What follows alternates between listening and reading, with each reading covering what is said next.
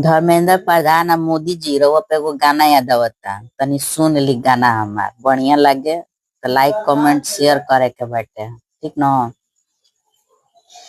बड़ा पैसा वाला नाव बा नरेश के, काहे बेचतर सोना ई संदेश के। ताहर बुढ़िया लगाव मेहंदी काली, घर के नाव किन के उड़ल जाता लाली। लाज राख अपना खादी वाला भेस के, काहे बेचतर सोना ई संदेश के।